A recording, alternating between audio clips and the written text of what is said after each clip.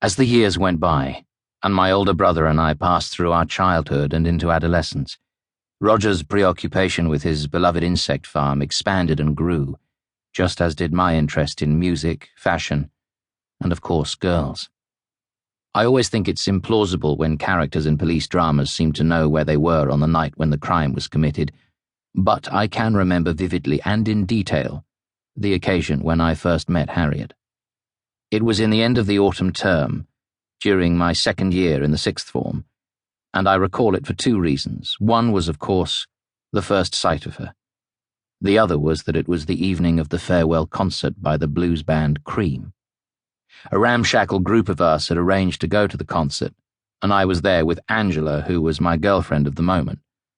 Angela was fabulous, or certainly I thought so at the time.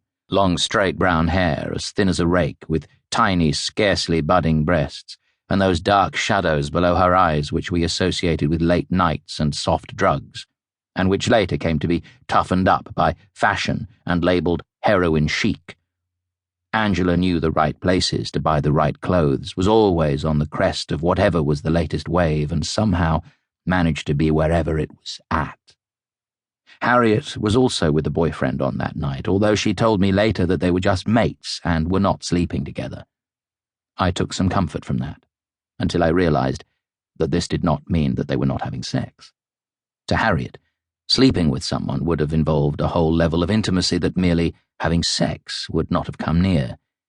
But all that represented a dimension of Harriet that it was way in my future to learn about.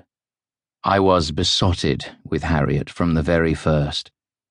It's a rarely used word, which sounds like something out of Jane Austen, and ordinarily you would never use it or think deeply about its meaning.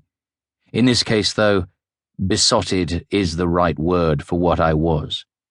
It even sounds like it, being sotted, to be sotted. Somehow the word suggests that all reason has been lost.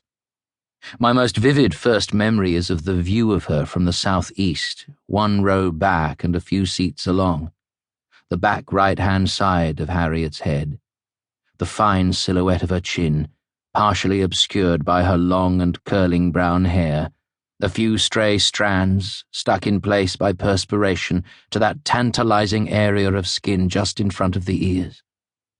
Even in the multicolored glow of psychedelic lights, Harriet shone pink and white. No doubt the passage of time filters any negatives from the memory, but I do know that it was not only I who recognized that Harriet was unlike those around her. For one thing, her look was unique. When everyone else of her age was wearing dungarees or tie-dye, Harriet's big-print floral dresses marked her out from the crowd. When Dusty Springfield wore spiders on her eyelids and Kathy Kirby's lips shone like a warning to low-flying aircraft, Harriet remained unmade up. When the world was going barefoot, Harriet delighted in wearing wool socks pulled up to her knees. My girlfriend Angela dressed in variations on the theme adopted by all the girls of the same age: flowing clothes, patched jeans, tumbling tresses, tassels and beads in multicolours.